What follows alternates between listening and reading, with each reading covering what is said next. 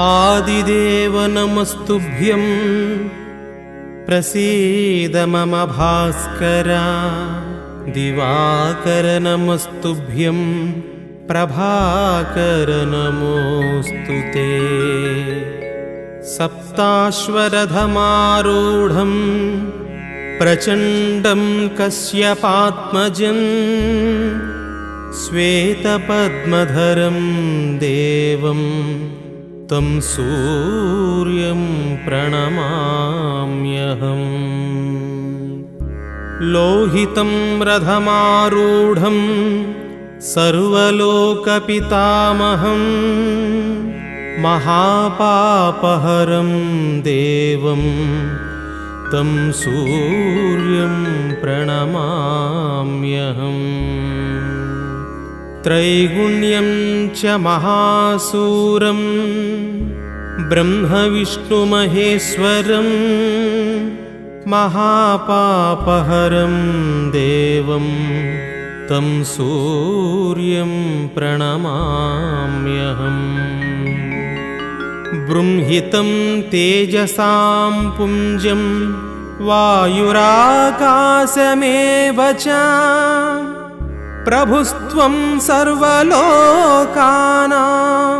तं सूर्यं प्रणमाम्यहम्। बन्धूकपुष्पसङ्काशं हारकुण्डलभूषितम् एकचक्रधरं देवं तं सूर्यं प्रणमाम्यहम्। तं सूर्यं लोककर्तारं महातेजः प्रदीपनं महापापहरं देवं तं सूर्यं प्रणमाम्यहम्। श्रीविष्णुं जगतां नाथं ज्ञानविज्ञानमोक्षदं महापापहरं देवं तं सूर्यं प्रणमाम्यहम्। सूर्याष्टकं पठेन्नित्यं ग्रहपीडप्रणाशनम् अपुत्रो लभते पुत्रं दरिद्रो धनवान् भवेत्। अमिषं मधुपानं च यः करोति रवेद्धिने सप्तजन्म भवेद्रोगी जन्म जन्म दरिद्रता। स्त्रीतैलमधुमांसानि ये त्यजन्ति रवेर्धिने न व्याधिशोक दारिद्र्यं सूर्यलोकं स गच्छति।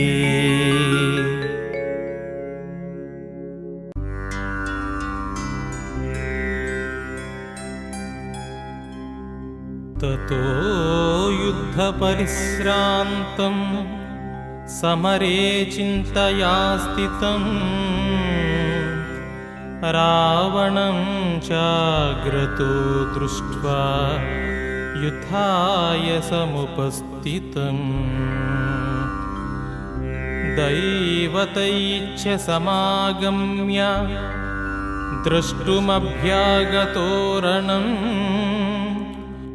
उपागम्य ब्रवीद्राममगोस्त्यो भगवान् ऋषिः। अगस्त्य उवाच राम राम महाबाहो शृणु गुह्यं सनातनम् येन सर्वानरीन् वत्स समरे विजयिष्यसि। आदित्यहृदयं पुण्यं सर्वशत्रुविनाशनम् जयावहं जपे नित्यमक्षयं परमं शिवम्। सर्वमङ्गलमाङ्गल्यं सर्वपापप्रणाशनं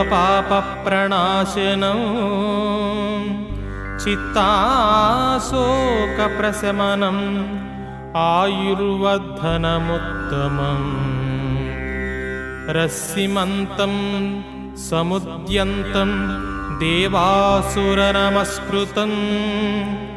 पूजयस्व विवस्वन्तं भास्करं भुवनेश्वरम् सर्वदेवात्मको ह्येष तेजस्वीरस्य भावनः येषः देवासुरगणान् लोकान् पातिगभस्तिभिः येषः ब्राह्म च विष्णुश्च शिवः स्कन्दः प्रजापतिः महेन्द्रो दनदः कालो यमः सोमो ह्यापाम्पतिः पितरो वसवः साध्या ह्यश्विनौ मरुतो मनुः वायुर्वह्निः प्रजाप्राणः ऋतुकर्ता प्रभाकरः आदित्यः सविता सूर्यः खगः पूषा गभस्तिमान् सुवर्णसदृशो भानुर्विश्वरेता दिवाकरः हरिदस्वः सहस्रार्चितिः सप्त सप्तर्मिरीचिमान् सिमिरोन्मदनः शम्भुस्त्वष्टा मार्ताण्डंशुमान् हिरण्यगर्भः शिशिरस्तपनो भास्करो रविः अग्निगर्भोदितेः पुत्रः शङ्खः शिशिरनाशनः व्योमनादस्तमो भेदी ऋग्यजुःसामपारगः घनवृष्टिरपामित्रो विन्द्यवीधिप्लवङ्गमः आतपीमण्डलीमत्र्यः पिङ्गलः सर्वतापनः कविर्विश्वो महातेजः रक्तः सर्वभवोद्भवः नक्षत्रग्रहताराणामधिपो विश्वभावनः तेजसामपि तेजस्वी द्वादशात्मनमोऽस्तु ते नमः पूर्वाय गिरये पश्चिमायद्रये नमः ज्योतिर्गणानां पतये दिनाधिपतये नमः जयाय जयभद्राय हर्यस्वाय नमो नमः नमो नमः सहस्रांशो आदित्याय नमो नमः नमः उग्राय वीराय सारंगाय नमो नमः नमः पद्मप्रबोधाय मार्ताण्डाय नमो नमः ब्रह्मेशानाच्युतेशाय सूर्यादित्यवर्चसे भास्वते सर्वभक्षाय रौद्राय वपुषे नमः तमोघ्नाय हिमघ्नाय शत्रुघ्नाय मितात्मने कृतघ्नघ्नाय देवाय ज्योतिषां पतये नमः तप्तचामीकराभाय वह्नये विश्वकर्मणे नमस्तमोभिन्निघ्नाय रुचये लोकसाक्षिणे नाशयत्येष वैभूतं तदेव सृजति प्रभुः पायत्येष तपत्येष वर्षत्येष गभस्तिभिः येष सुप्तेषु जागर्ति भूतेषु परिनिष्ठितः येषश्चैवाग्निहोत्रं च फलं चैवाग्निहोत्रिणां वेदाच्च क्रतवच्चैव क्रतूनां फलमेव च यानि कृत्यानि लोकेषु सर्व एष रविः प्रभुः फलश्रुतिः येन मापत्सु कृच्छ्येषु कान्तारेषु बहेषु च कीर्तयन् पुरुषः कच्चिनावसीदति राघव पूजयस्वैनमेकाग्रो देवदेवं जगत्पतिम् एतत्त्रिगुणितं जप्त्वा युद्धेषु विजयिष्यसि अस्मिन् क्षणे महाबाहो रावणं त्वं वधिष्यसि एवमुक्त्वां तथागस्त्यो जगाम च यथागतम् एतच्छ्रुत्वा महातेज नष्टशोको भवत्तदा धारयान्मास सुप्रीतो राघव प्रयातात्मनान् आदित्यं प्रेक्ष्य जप्त्वा तु परं हर्षमवाप्तवान्